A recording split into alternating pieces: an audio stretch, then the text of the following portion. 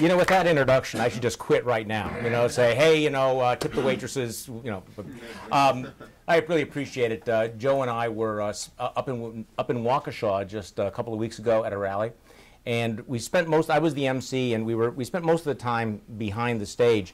And actually, you kind of wonder what Joe and I were talking about. It was the best way to deal with speakers who are too long-winded and just go on and on and on. And I think what we decided was that we needed to have shock collars. Okay, so when he came up and he said, "Now you're not going to speak too long tonight," I kind of, you know, I remembered that. Okay, so that may be the best idea. Well, anyway, I know you're all from Illinois, most of you from Illinois, so greetings from the free state of Wisconsin. Appreciate it. We've had a lot going on up in Wisconsin. I think you know about that. I've had the real privilege, and by the way, thank you for going back to 1988, because, you know, I was going to say that I've had the privilege of growing up with Scott Walker and Paul Ryan, and, well, they grew up, I just grew old. But we have had an eventful period, and one of the things that we've been talking about is, frankly, a lot of the issues that are going to be in the debate. I'm going to try to have you home, you know, by the debate, because I kind of thought that the theme of A Nation of Moochers would be timely this year, and I think it's turned out to be timely. I wish Mitt Romney had read it more carefully before he went off on the 47%, but I think I know what he was talking about, and he was talking about this major theme, this tipping point between the makers and the takers in this society. And it's something that Paul Ryan has talked about, I think, with a good deal more clarity. In fact, for some reason, the Huffington Post has put out a video of Paul Ryan articulating what happens when you get to a point where 70% of the households in America get more money from the federal government than they pay in. What does that do to the country? And he says, now, just because you get money from the government does not mean you buy into the dependency culture. It does not mean that you are going to always vote for the politicians who promise you more government largesse. He's not an economic determinist. And I think that's what bothered people about the Romney comment, and I hope he will learn from this. In fact, my reaction to the Romney comment was, Mitt, go talk to Paul, because Paul understands this. I think people do understand it. But it was, you know, that was the number, frankly, that when I was working on this book really stuck in my mind. Because, and it is more of, and there's lots of different metrics you can use, but it's that psychological tipping point. What happens when you have a majority of Americans who look to other people's money, who look to the government, who look to dependence on the government for their future as opposed to themselves? Now, the fiscal implications, I think, are obvious, that at a certain point you have, you know, too many people in the wagon, too few people pulling it. We all know that, the unsustainability. I won't bore you with that. You have, obviously, the political implications. And I think this was what Romney was trying in his ineloquent way to talk about. Really, you know, how close are we to the point where a majority of Americans go, all right, I know that we can't afford this. I understand that taxes are too high, but you know what? If it's free to me, it's free. I don't pay any taxes. And as long as the checks keep coming, I'm willing to cash those checks. That is basically the political culture of much of Europe, and certainly Greece, where as long as the money keeps going, it doesn't matter where the money comes from, because there's always somebody else to get it from. So you know what the political implications are. But I think more fundamentally, it's this question of what it does to the character of the country, what it does to the moral fiber of the country. What happens to the country when you have that habit and expectation of dependency? What happens to the personality of a country? I think a lot of Americans, and I try to stay in this camp, the more optimistic camp, which is that America is so resilient. We have this sense of independence so deeply in our character that the normal laws of economics, the normal predations of government transfer payments aren't going to, you know, aren't going to snuff that out. And I think that for several generations that may be the case. But we're not immune to it. We're not immune to those sorts of transitions. So I do think that this is one of the issues that is on the table right now. Are we a country of makers or takers? Are we going to cross this line from the people who are independent to the people who are dependent? Now, I'm not going to go through all of the, one other point, and this is actually the moral tipping point. And this is the one that worries me the most, because I'm already starting to see this. And it's what I describe in the book as the sucker principle. And it's that moment, there's a little chapter in the book. It's not all wonky stuff. I have a little chapter called I Piggy Bank and another called the sucker principle. And the sucker principle is basically this. What happens when the people who play by the rules, who work hard, who save, who buy a house that they can afford to pay for, do all the things you're supposed to do?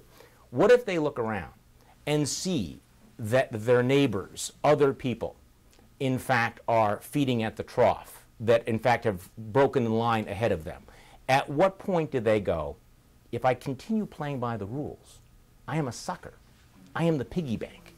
You know, and the analogy I use is, I mean, imagine standing, you guys have all been to Disneyland or Disney World or something like that, or you've stood in line for something or other at the airport. You know, you're standing in line, and then there's a social convention to standing in the line, right? You're eventually going to get, you know, on the ride, you're going to get on the plane, you're going to get on the bus, right? So what happens if somebody breaks line? What happens if somebody goes ahead? Well, the social pressure will be, hey, guy, get back. You can't do it. What happens, though, if it's not just one, it's two, it's 10, and suddenly you're the only person standing back there in line and everybody else is rushing on the ride? Are you going to go, by God, I'm going to stand here? I'm going to stand here all day until what? You go, I'm a sucker. So what happens in this society where the businessman who goes, you know what, I believe in the free market, but it's obviously pays off more to go kiss some senatorial butt? There's a better rate of return getting on a Learjet and going and spreading some cash around in Washington, working with the bureaucracy, than it is developing a better product, working with my customers, doing research. At what point does the lobbyist, the lawyer, become more important than the engineer and the salesperson? And I understand as I say that, you could say, we're already there. We're already past that. But that's the tipping point where, in fact, the person who's working hard, who's building the business, who looks around and goes, first of all, what I'm doing is not celebrated, it's not rewarded, I am being treated as the piggy bank for society, I am the sucker. Well, I am from Wisconsin, and you all remember where John Galt came from, right? You all remember that key scene in Atlas Shrugged. That was in Wisconsin, Starnesville, Wisconsin, where he stood up and said, basically, I'm done, I'm not playing this game anymore, and you all know the rest, or you ought to.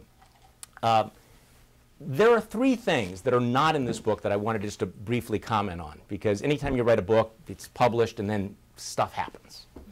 I wish I could have been able to comment on the Occupy movement, Julia, and Sandra Fluke. Because this year, this is going to be the year of Occupy, Sandra, and Julia. You all know about Occupy, and I did promise I would say Moochervilles.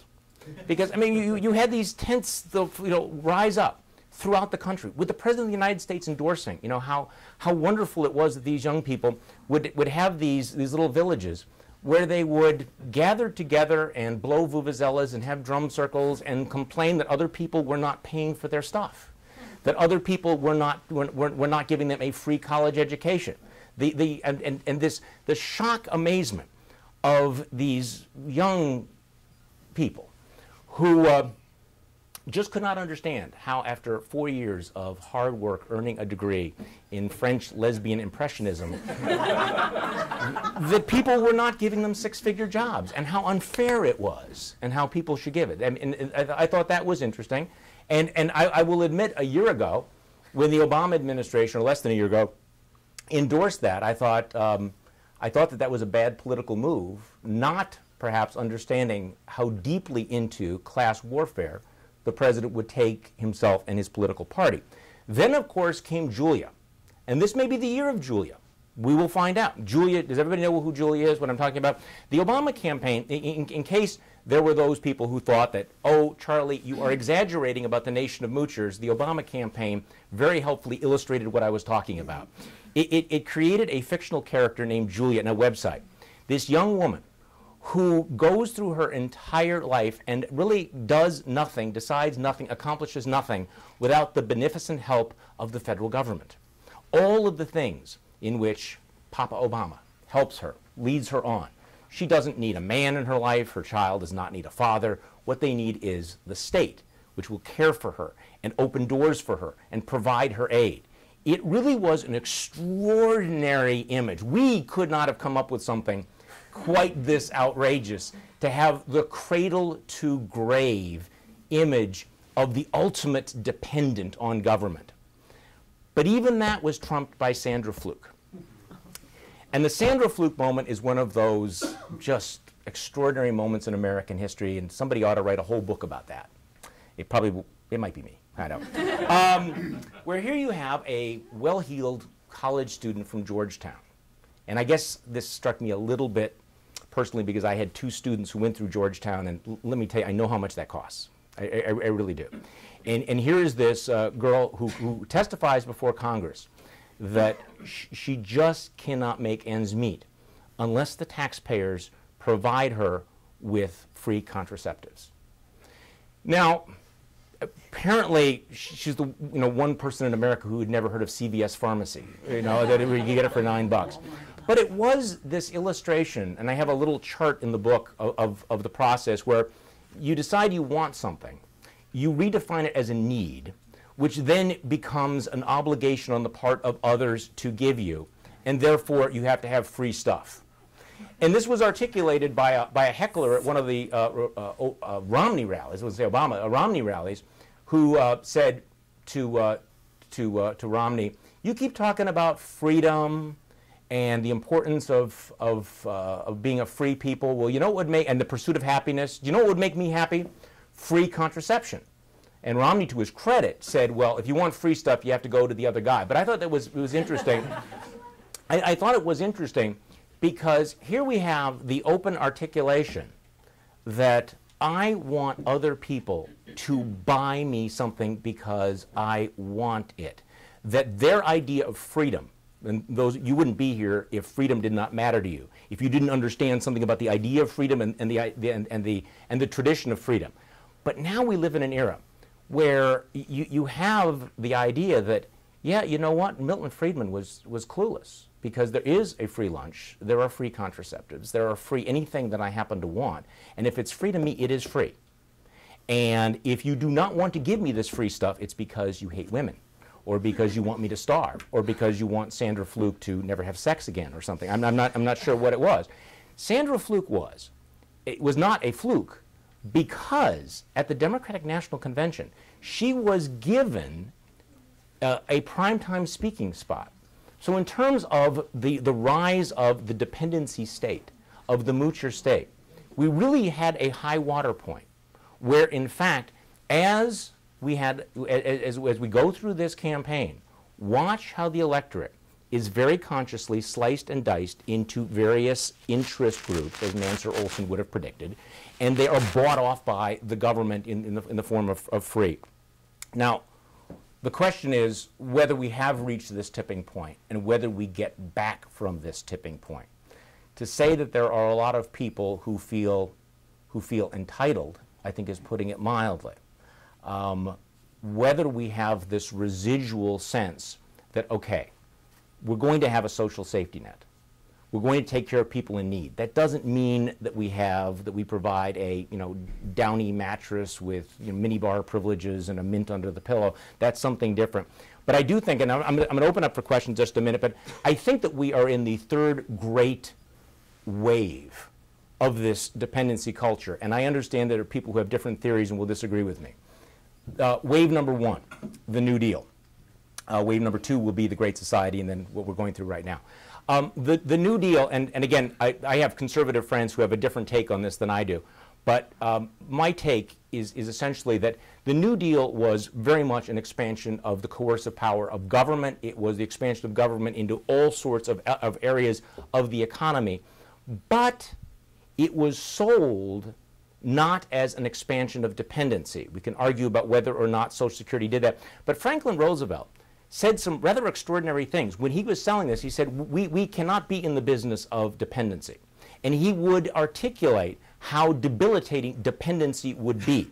He sold his programs as social insurance, as emergency efforts. And this was very clear, at least in the way they articulate it. Now, what politicians say and what they do are not always the same thing. I understand that. And this is not a defense of the New Deal, except to point out that the Great Society was not merely an extension of the New Deal, there was a shift in emphasis. Because in the 60s, we began to see two things. The shift of the emphasis toward expanding dependency, both as an end in and of itself and as a good. You had many of the anti-poverty thinkers of the time very specifically saying, yeah, we need to get rid of the stigma against dependency. There's nothing wrong with dependency. You know, we need to measure our compassionate society by the number of people who are dependent and cared for by government.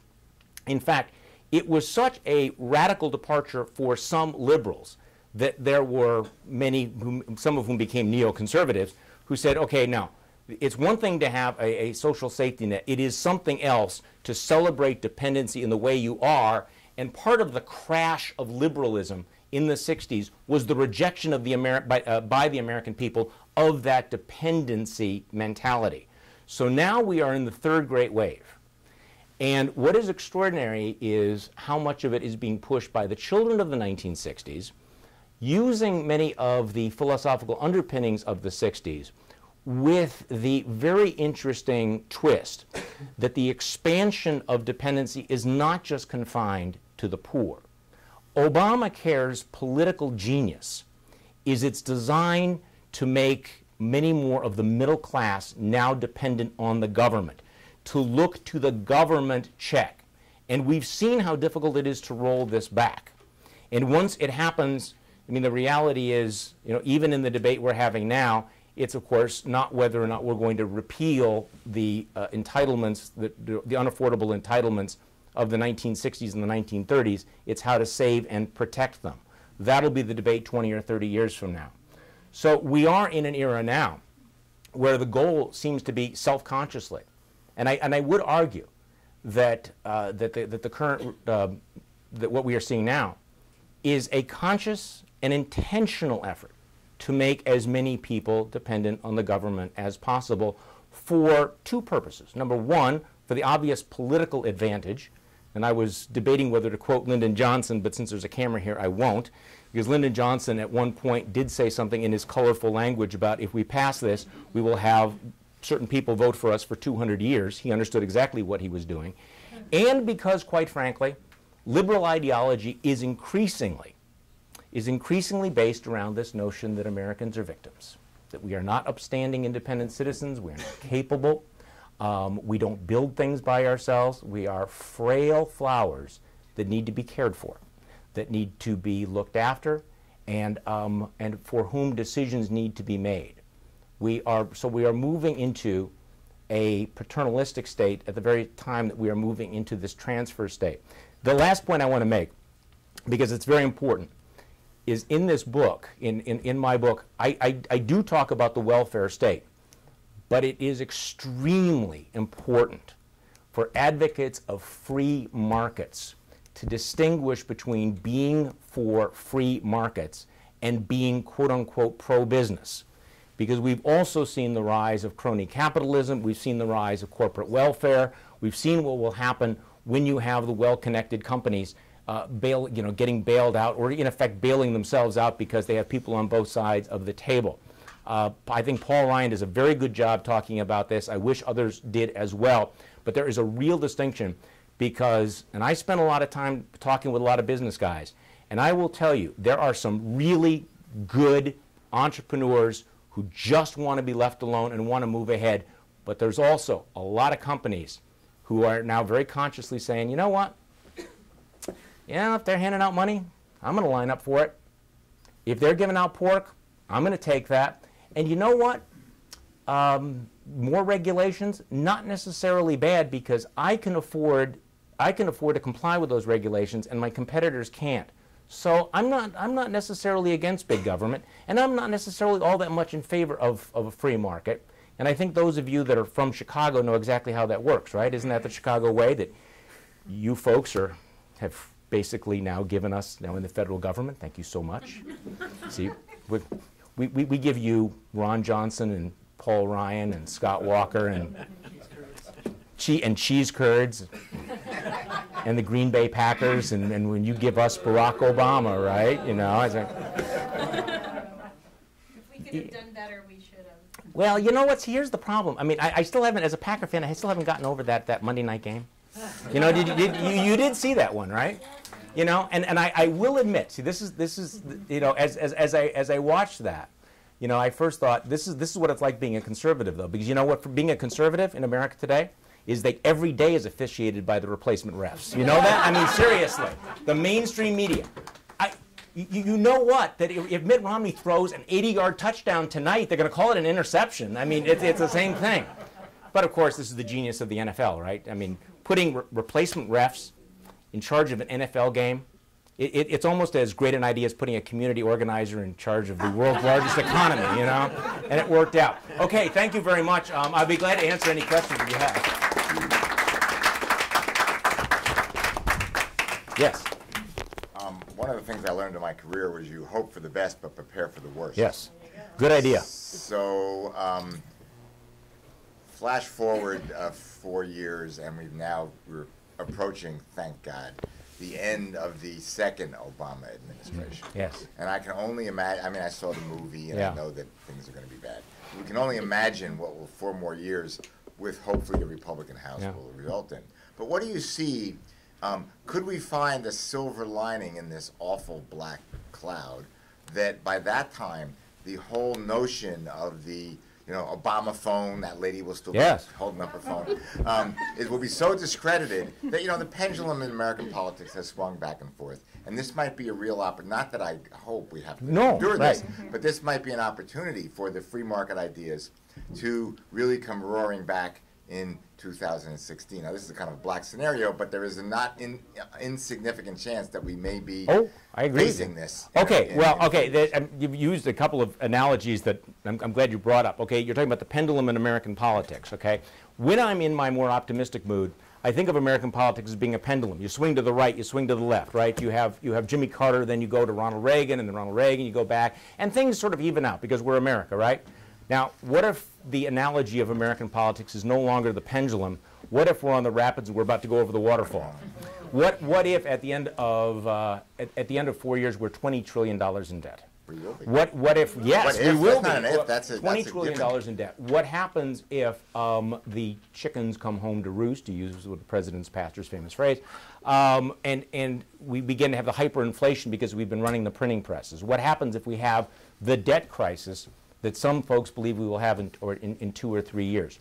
What happens when Obamacare becomes entrenched in the American culture, and now we have much of the middle class dependent on those government subsidies? So I'm hoping that we are still in the pendulum is still the proper image.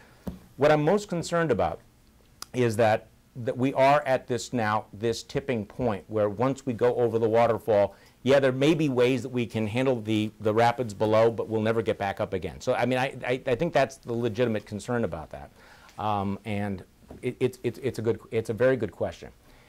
The other more conventional answer is: have you read the book? I would strongly recommend the book Amity Shlaes, The Forgotten Man. Yes. It is a book about the Great Depression that documents really brilliantly how, in fact, the New Deal failed miserably. It's really good. And I know that it really helps to remember, because it's revisionist history until you realize that most of modern liberalism is revisionist history. That the whole idea that the New Deal solved the Great Depression is so absurd, I mean, by any possible measure. But she makes the point about the 1940 election. And keep in mind that the country had plunged back into a very deep recession in 1937. The Republicans won huge margins in 1938. In fact, the only election that's parallel to 2010 is 1938. They really are. Same sort of thing, big majorities. So now it's the 1940 election. Republicans obviously thought they were going to win. You know, nobody had ever been elected to a third term. Roosevelt, because of the international situation, was able to survive for running against a businessman, was able to survive, and because the economy eventually came back, the failures of his policies were forgotten, and they were able to create the mythology that they cause. If you're there, here's the reality in politics. If you're there when things are good, you get the credit for it. If you are there and things are bad, you get the blame for it, whether you had anything to do with it. So I think your question is whether or not things will get so bad that everybody will go, okay, well that sucks, that didn't work. Well, it's possible that the American economy might come back. I take the rather darker point of view on that. And that the left will claim that they made it rise from the dead. That Barack Obama laid hands upon it in just the way he healed the sick and stopped the oceans from rising, that he also healed the economy. So that's a long answer, but it's a good. Clearly, if things are bad, it's George Bush's fault too. Well, there's 40 years from now. There has to be an expiration date on that. Yeah, well, yeah. Okay, do you know how long they went and they blamed Hoover for that stuff? I mean, that lasted for about 30 or 40 years. 30 or 40 yeah, years? Yeah. Bush has got 30 years there. Yes. All right, so back in the 60s, you originally had people that went on the dole, on welfare. There was a certain stigma to going on, and it was not a good thing to go on welfare. And like you said, they changed they changed how people thought about it. Yes. They changed the word to entitlements, right, because it's so much harder to take away something you're entitled to. Yeah. How do we go about changing that back? Well, that's a good question. I mean, one of the things in the 60s, the left tried, with limited success though, I mean, but they tried, they understood that they needed to eliminate the stigma on dependency. In fact, in New York City, the history of New York City is really extraordinary. How, the pre-Giuliani era, you had John Lindsay who came in very self-consciously. They wanted to expand the welfare rolls as a goal in and of itself, and succeeded basically in destroying the city. But in order to do that, they had to make people feel that it was okay, that in fact that whole Depression era of, yes, I'm willing to take a handout, until I get back on my feet, but then I'm done with it. You need to change that to say, no, you are a victim. You have been oppressed. This is what society owes you. It was a huge effort, and I think largely it failed. I think they're trying it again, but the answer is, and I know this will sound, I know exactly how it will sound. Part of it is that we need to retake the language. It's not just because I like the sound of the word moocher. I think in part it's what attracted me to it. I could have called this the dependency culture or the transfer state or something else. But I thought we needed to bring back an old-fashioned word with a certain amount of stigma, that had a certain judgmentalism to it. So we need to come up with that. And as I said, in the book, it may seem a little harsh, but if you're at a cocktail party and you run into some, Chicago politician, some business executive who's bragging about, his latest deal in Washington, and you say to him, so really, you're a corporate moocher. You're probably not going to get invited to the party anymore, but you will have clarified things. So, part of this is, and you can see that there's been this real push and pull, with the 47%, which I think was unfortunate, but the push and pull, the left really going out and saying, we are not a nation of moochers. We are not a nation of moochers. In fact, you look at all the liberal columns about that, how dare you suggest that these people are moochers, which tells you that there's still something residual in the American understanding. In fact, some of the polls that I've seen would suggest that despite the bad numbers I gave you, about 70% getting the money, that when people are really asked, do you want to be a free society with people who are independent, we're still 70-30. Now, again, what people say and what they do are different things, but I think, part of it is to make a real distinction between temporary need and long-term dependency, and find words like moocher. I will say that some of these videos, you mentioned the Obama phone lady. You've all seen the, why are you here? We're here for the money. What money? Obama money. Where does Obama get the money? From his stash. These videos have an effect because they change the narrative in a way that we can write all these studies and all these books, but at a certain point, those images, you go, okay, that's what you mean by moocher. That's what I don't want us to become. Oh, no, that's just racist. Well, yes, that's the other fallback, yes. 2 points. Isn't moocher a character from Ayn Rand's Atlas Shrugged? Yes, Wesley Mooch. Although it's spelled M-O-U-C-H, which I think is a brilliant name. Yes, no, and I give her credit for because she talks about the moochers and the looters. And I thought this was a good time to bring that back. And Wesley Mooch, do you remember what Wesley Mooch was, essentially? Wesley Mooch started as a lobbyist, and he was a lousy lobbyist. He basically sells out Hank Rearden, and then he goes on to become a government bureaucrat. And he becomes, one of the architects of this crony state that she describes. But yes, Wesley Mooch. Can Yes. I Yes, yeah. offer the second? Yeah, yeah. I'm trying to think ahead to what's the solution or Yeah. the final Yeah. event that changes the course of things. And in the private sector, what happens when you have a business or an enterprise that's not doing too well Right.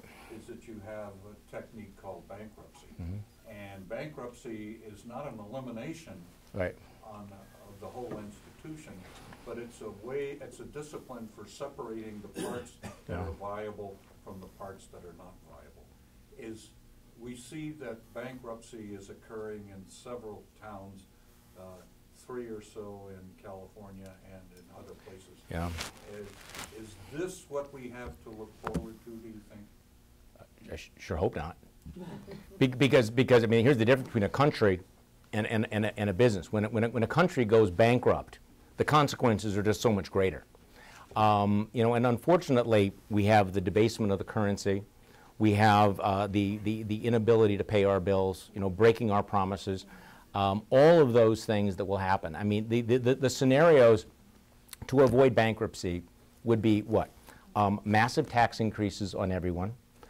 Keep running the printing press, because the politicians realize, as all politicians do, for 5,000 years, that it's easier to promise people stuff than to be the guy that says we can't afford it. So you run the printing press to keep giving the stuff away, in which case we have hyperinflation. Or we try to go through the radical slam on the brakes austerity that will probably lead to the kinds of things that you see in Europe. But the consequences are so dire, and this is why I think we're at this moment in American history where, when we should be debating, when both sides of the political system ought to have, honest, coherent solutions to, okay, where do we go forward? What do we have? We now have a political party that has decided to open the can of class envy, class warfare again, pitting people against one another, suggesting that somehow if we just tax the tiny sliver of rich people, that somehow that will be a solution. It's the irresponsibility of it. It's sort of the breathtaking abdication of responsibility that I think is the most alarming, because we know this is coming. I mean, Paul Ryan often says, this is the most predictable financial crisis ever. And the analogy he uses is, what if we knew that what happened in 2007 and 2008 was going to happen? And some people did. But what if it was very, very clear that this was going to happen? It was going to happen, and these would be the consequences, and nobody did anything about it. He says, well, this is where we're at, except it's so much bigger, and that we're not doing anything about it. We're not seriously, talking about it. The fact that the left has decided they are simply going to deny that there's a problem, and rather than confront the unsustainable entitlement state, what did we just do? We just created another unsustainable entitlement based on phony numbers that are going to have, horrific consequences. So that's why I go back to that analogy of, that at a certain point when you run up your credit card debt so high, when you have no money left, when you're at hot, you and I can go bankrupt. What happens when a country faces that point? Zimbabwe did. And Yeah. the only thing that's left that's worth anything in Zimbabwe are steam locomotives. Yeah. They can't afford the diesel fuel. You know what I have at home? I should have brought it. I actually have, huh? Do you have that? The $100 trillion bill. Someday I'm going to visit Zimbabwe, and I'm just going to see whether I can buy with it. But yes, yeah. Yes, right here. The EPA, Obama, the Sierra Yeah, Club yeah. has a campaign to destroy the coal industry. Yes, very much so. Open about it. Right. They say your children are going to be Yeah. retarded because of burning coal. Yes, Now, just in the last few weeks, suddenly the coal industry is putting ads on TV yeah, saying, the EPA should stop their heavy-handed regulation. yeah. It seems like the 11th hour. What have they been doing for the previous 5 years while this has been going on? Nothing. Yeah. Why are these guys so weak-kneed or so unable able to get their act together to defend themselves? Well, that's another great question, because I think a lot of businesses, I think what they do is they keep their head down. They don't want to antagonize the regulators, and the regulators and the powers have the ability to destroy them. I mean, you have a president. You've all heard this soundbite where the president was talking to the San Francisco Chronicle back in 2008. He said, under my plan of cap and trade, electricity rates will necessarily skyrocket, which, by the way, I thought that if the Republicans had gotten their act together, if they would have played that back in 2008, who knows what would have happened, if Hillary Clinton would have found that. But the other part of that interview is where he's saying, if you want to have a coal plant, you can open a coal plant, but you'll go bankrupt. Now, okay, I'm open to suggestion here, but I cannot recall any historical parallel where a president of the United States or a candidate for president just casually sits there and says, yeah, if you create this kind of an industry, well, you'll just go bankrupt. You'll just destroy the industry. Now, did the coal industry not take that seriously? Did they think he didn't mean it? Did they think he wouldn't do it? Or have our industry, business people become so fearful of the imperial federal government that they dare not speak out about it anymore? Because Margaret Thatcher destroyed the coal industry in England. How? Because she abrogated the union contracts Yeah. and shut down the mines. Yeah, but his vision is much more sweeping in terms of his ideology. And I think that the question is, why do the coal industries, why have they waited until now to fight back? And I think that this is one of the questions that we have, because at a certain point, you pick off business after business after business, and they are too weak-kneed to stand up against it. Then who's left to do it? And Romney has an ad now where he quotes that he's going to bankrupt the coal industry. He should have an ad where Obama's talking about, under my plan, it will cause electricity rates to necessarily skyrocket, because that then speaks to what will happen to the consumer. If in fact we are now wrestling over 600,000 uncommitted women who are going to flip the election. And this is something I was telling some people before. One of the frustrating things about a period like this is that never confuse a political campaign for a long-term battle of ideas, because the campaigns have to be ridiculously dumbed down, because they are aimed at that tiny sliver of the electorate that is probably the most clueless people on the planet, but yet we have to, I mean, who are they talking to tonight during this debate? They're not talking to people like us. We probably have decided who we're going to vote for on both sides. So you're dealing with a group of people who get their information from The View. Well, you laugh, but when the President of the United States blows off the world leaders, I mean, this is stuff where you've heard it, but still think about it for a minute. That he doesn't meet with the Prime Minister of Israel. He doesn't meet with any world leader. He's the first president in 20 years not to meet with a foreign leader, but he goes on The View because that's where the votes are right now, those people. And apparently the president's decided that he can win re-election by telling that handful of uncommitted voters, I will take care of you, I care about you, look to me, you are Julia, you are Sandra, and in terms of politics, this we're going to find out whether that's smart politics or not. But yeah, the industries that have looked the other way and not stood up, and again, the coal industry should not have imagined he was bluffing. Yes, back there. I would argue that Wisconsin is perhaps the most important state or place in the country as far as the conservative free market movement. I would agree with you. What the hell's in the water up there? Why? How did it get to the point where you're producing so many amazing political leaders, and essentially it seems to me it is the spark for the movement at this point. What has happened? I have my own theory, but I'd love to hear what your thoughts are on why are you putting out all these good ideas, all these great leaders and thinkers. What's going on up there? Well, that's a great question, and we could spend the whole time talking about this because we talk about that among ourselves, especially because you have these individuals who all came up, they know each other, they're roughly the same age, it all happened at the same time. I think it would be opportunity, an environment. You had an infrastructure in place for ideas. They had outlets for their ideas. They were encouraged. We have a tradition of reform and innovation in Wisconsin. And And the reality is that, you know, in terms of politics, we have been so fortunate. I mean, you have, not to brag, but I mean, Ryan Walker and Ron Johnson, our new senator, what distinguishes these guys is they are not in politics because they want to be something. They want to be, they ran for office because they wanted to actually do something. And it's really extraordinary. I mean, they say we are willing to spend political capital. We want to fix these problems. There's no point in being a senator, congressman, governor unless we fix these problems. This is radically different.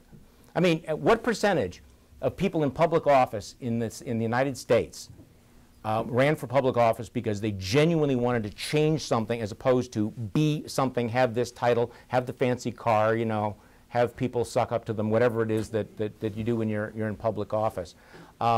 But you know, Wisconsin's always been kind of, you know, we were the birth of the progressive movement, which laid the groundwork for the New Deal. Under Tommy Thompson, we were leaders in welfare reform. And I think maybe there's always been that sense that we could be leaders, but I don't fully understand it myself, to be quite honest. Do you think the influence of yourself and also some of your colleagues in talk radio, which I listen to, Yeah. yourself and you know, Belling and Yeah. the other guys, Mhm. I got to think that those years, I mean, over a decade of your voices on the radio in southeastern Wisconsin has had an influence not only on the populace but on the guys that are now in office. And I really. Well, at the risk of being immodest, there's something to that because, you know, again, what do these guys all have in common? They were all regular guests on talk radio. I mean, Scott Walker was on so often on my show when he was a state legislator. The other people used to joke with me like that was a tough getting Walker on again, you know. I mean, but they became media savvy. They always had a way of getting their message out. They were able to, all three of them were able to go over the heads of the mainstream media to the populace. Southeastern Wisconsin, outside of Milwaukee County, is hardcore conservative. And one of the things I would argue is that when conservative ideas are disseminated and they are articulated without the filter of the mainstream media, they can be effective. And Wisconsin would be an example of this.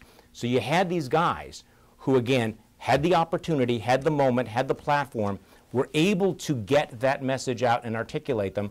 You know, I said I've had the privilege of watching these guys grow up, but also to watch them grow. I mean, for those of us in Wisconsin, when we're sitting back and we're watching Paul right up there, it's like, wow, it's remarkable. He's our guy here, and look what he's doing. Look what Scott Walker has done. You know, Scott Walker going from, you know, in the state assembly to a county executive to governor to being the most famous governor in the country.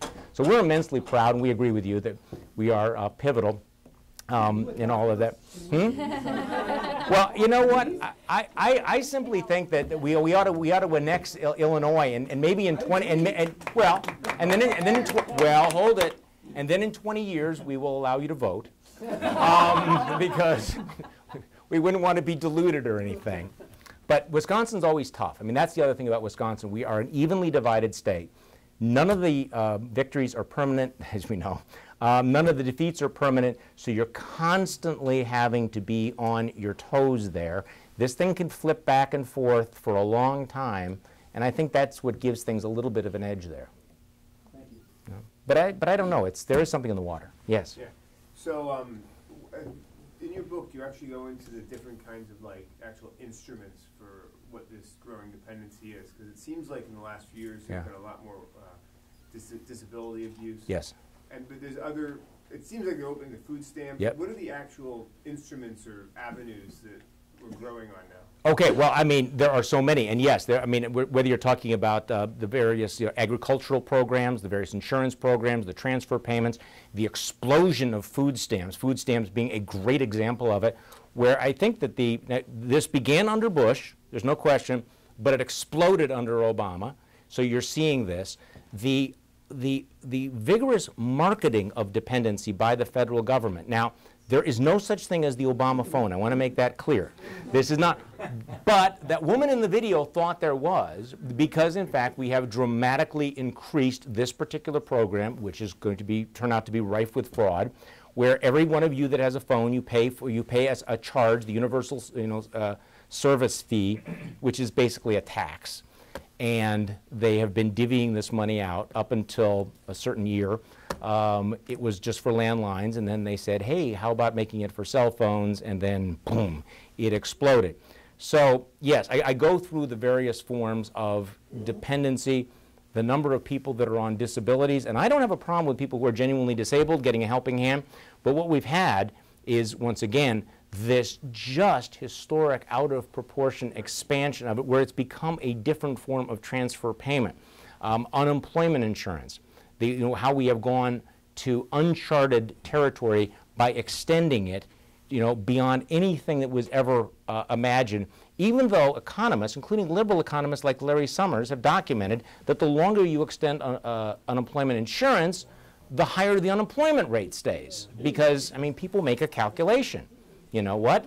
I'm willing to get half the amount of money for sitting at home and watching Oprah than I am going out and cleaning latrines. I mean, it's like, hello, people are willing to do that. But yeah, and so most of the book is walking through the different sorts of things, and I don't let off the hook programs like federal flood insurance, things like that, where we taxpayers will bail out people who have who have expensive oceanfront houses, which are blown down on a periodic basis and then rebuilt with the largesse of the taxpayers, because that's mooching as well. And don't even be started on the whole agriculture thing. So, Any more questions? Yes. Just one more. Sure. Well, you have the luxury of, Yeah. when you're done with this, you drive home to Wisconsin. We're stuck here in Illinois, and unlike... Do they have a wall here? I mean, seriously. I mean, unlike the feds, we can't print, they can't print money. We don't, the state doesn't pay its bills. They're 9 months behind. They raise taxes 67%. They're still 9 months behind. So what's the end game here? The Democrats control everything in Illinois. Yeah. It's very depressing as an election official when you go all the way down the ballot. There Yeah. really aren't any competitive races on the North Shore for the most part. It's so, you just want to jump out the window. So what is yeah, the don't end do game? don't do that. Okay, well, I think that one of the great things about federalism is that you get to compare the different directions states have, and I love the comparison of Wisconsin and Illinois. And what's interesting is that your governor, early on, was quite proud and saying, we're not going to go the direction of Wisconsin. I am not Scott Walker. And absolutely, he is not Scott Walker. And so we're able to see this. So I do think that in terms of making the point, we're going to have a very clear picture between those states that in fact, adopt pro-growth policies versus those that have become the dependency cultures. I mean, I think the whole country can sit and watch what's happening to California. And California is becoming the moocher state, where in fact you are getting, demographically, you are getting a larger and larger portion of that electorate that is, permanently dependent and therefore is going to be voting themselves benefits. It makes it very unsustainable. So in a lot of ways, the country can sit back and go, okay, look, we tried those ideas. Look at California. Apologies, but look at Illinois. What's happening. Now, whether that's of any solace to you or not, this is part of the pressure on Wisconsin. And maybe people will start fleeing north. At night we'll have, people, crawling across the border and things like that, disguising themselves as Packer fans, just to get into Beloit and Kenosha.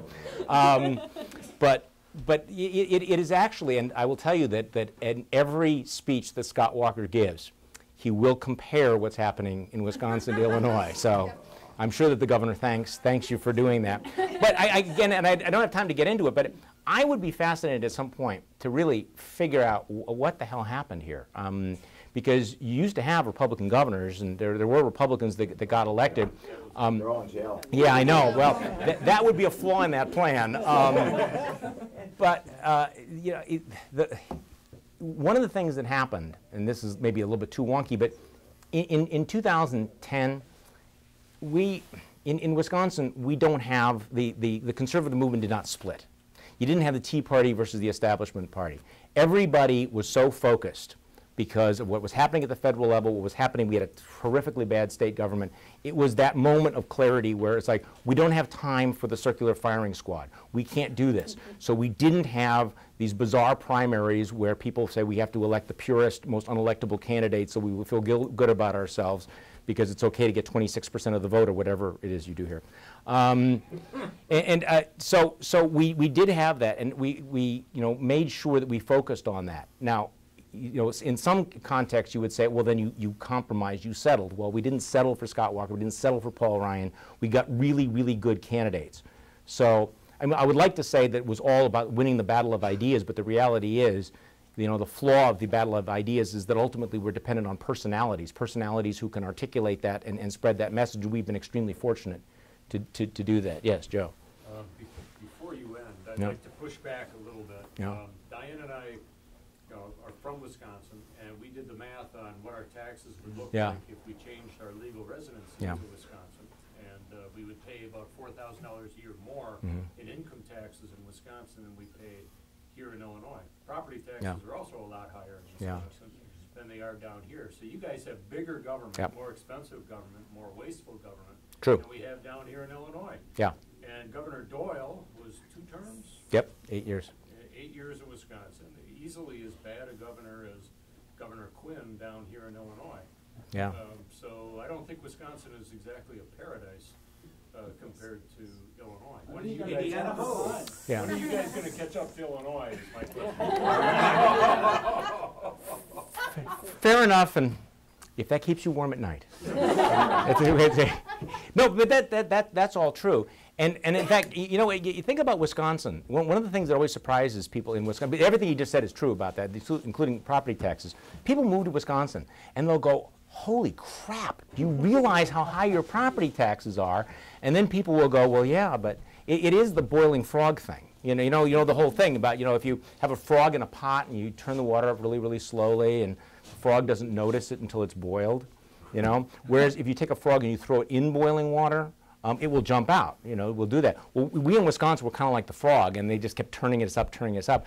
Now, what I'm hoping is that what Obama has done for the country is that he basically woke the frog up in time. Now, we'll find out, because you are right. Most people in Wisconsin, frankly, until recently, until the end of the Doyle era, did not realize how bad it was. And then there was this looking around going, wow, we have this federal government that is moving hard left. We have this state government. Our property taxes are high. Our state income taxes are high. Our business taxes are high. And all we hear from the Democrats is more, more, more, more, more. And that was it. And that set off the revolution. So maybe you needed to get to that point to do that. But no, we're not paradise yet. We're just like a respectable suburb of paradise. Indiana's laughing at both of Would us. you Yeah. consider predicting the presidential race in Wisconsin? Do you think Romney has any chance of winning Wisconsin? Yes, but it's going to have to be a national trend. I think that right now, Romney's probably 4 points back. He's probably 4 points down. So it's a reach. Keep in mind that a Republican has not won Wisconsin since Ronald Reagan in '84. So we've gone a very, very long time. Ryan certainly helps. The ground game certainly helps. The Walker experience helps. But a lot's going to happen. I think that Wisconsin will, we'll have to see what happens over the next month here with the national race. I know that the media would like to say that these swing state things are over, but I think it's still a little bit fluid. But I don't make predictions on these things. Unless I had some more solid numbers. But I would say the advantage right now is to Obama in Wisconsin right now. But any of you that want to transfer your registrations from Illinois to Wisconsin, then we'd appreciate that. Yes. I'm very curious about the political history of Wisconsin. Yes. Because if you read the history of Germans in America, Yeah. the influx of essentially socialist or progressive Germans into Minnesota and the Dakotas and Wisconsin in the late 1840s, apparently it had a significant influence. And I know as recently as 10 years ago, the progressive parties were still running candidates as separate parties. Is there any of that legacy left in what's going on in Wisconsin, that early Yes. 1850s European socialist progressivism that came over with that first wave. You're exactly right, and it's very much a part of the culture that you have to factor into Wisconsin. It's why we kind of, like the park systems, like, big universities and things like that.